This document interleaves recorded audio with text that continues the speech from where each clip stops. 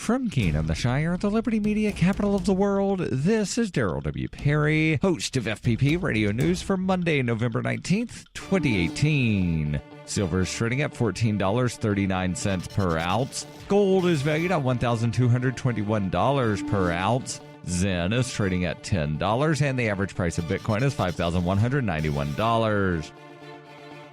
Antiwar.com reports continuing weeks of near-daily civilian death tolls from the U.S. air war in eastern Syria. The Syrian Observatory for Human Rights has reported that Saturday's U.S. attacks killed 40 more people, overwhelmingly civilians. The victims were described as mostly women and children. Saturday's attacks were against the village of Abu al-Hassan along the Iraqi border. This is adjacent to towns held by the Islamic State that the U.S. has been mostly attacking in recent weeks and which Kurdish ground troops are attempting to invade. The Syrian Observatory said it was unclear if any men killed in the attacks were actually militants, but that 17 children and 12 women were confirmed among the slain. In general, these attacks have targeted residential areas, not militants. The U.S., as is increasingly typical of these incidents, has not offered any commentary on the matter at all, though earlier in the war they would try to explain such killings, or at least deny involvement. In the past weeks, they seem simply to be refusing all comment.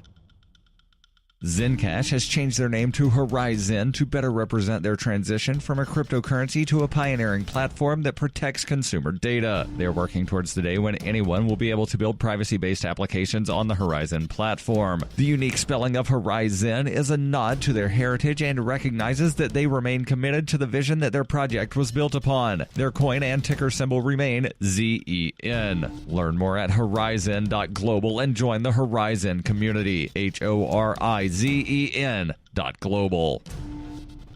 Reuters reports authorities on Sunday sifted through the charred wreckage of California's deadliest ever wildfire, searching for any sign of the 993 people now listed as missing after the Camp Fire tore through the mountain town of Paradise. The number of believed missing fell 283 late on Sunday, down from 1,276 people, according to the Butte County Sheriff's Office, but gave no other details. The remains of 77 people have been recovered, according to officials. The blaze, ignited on November 8th, was 65% contained, up from 60% earlier in the day. Rain forecast for the area all week, potentially helping douse the flames, but raising the risk of floods and mudslides that will swell the misery of 46,000 people under evacuation orders. Many refugees from the fire have taken up temporary residence with friends and relatives, while others have pitched tents or were camping in their vehicles. The death toll far surpasses the previous fatality record from a single California wildfire, 29 in the Griffith Park fire of 1933 in Los Angeles, and already ranks among the deadliest U.S. wildfire since the turn of the last century. 87 people perished in the Big Burn firestorm that swept the northern Rockies in August 1910. Minnesota's Cloquet Fire in October 1918 killed 450 people. In Paradise, the flames moved so fast that some victims died in their cars in a chaotic evacuation as gridlock formed on the two exit routes out of town. The Butte County Sheriff's Office said the list of the missing is compiled using the information received from a special hotline, as well as emails and emergency 911 calls that came in during the first chaotic hours of the blaze. Authorities said some of those listed likely survived but were not yet identified by family or officials, either because they lack phone service or were unaware anyone was looking for them. In Paradise, home to nearly 27,000 people before the campfire struck, two forensic anthropologists from the University of Nevada, Reno were helping firefighters on Saturday sort through wreckage at a mobile home park for senior citizens. Firefighters peeled back metal sheets of a collapsed roof as the anthropologists picked up charred bone fragments, sorting them into paper bags. Roger Fielding, Chief Deputy Coroner with the Martin County Sheriff's Office, said each site was treated as a crime scene, with every step of recovery documented with photographs. Besides the toll on human life, property losses from the blaze make it the most destructive in California history, posing the additional challenge of providing long-term shelter for many thousands of displaced residents. At last count, the Camp Fire had destroyed more than 13,600 homes and other structures. In Southern California, the Woolsey Fire has claimed at least 3 lives. Authorities said that blaze was 88% contained on Sunday, with full containment expected by Thanksgiving Day.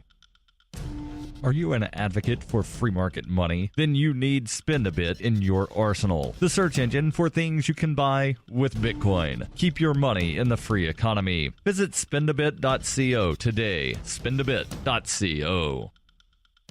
This has been FPP Radio News. Online at FPPRadio.com.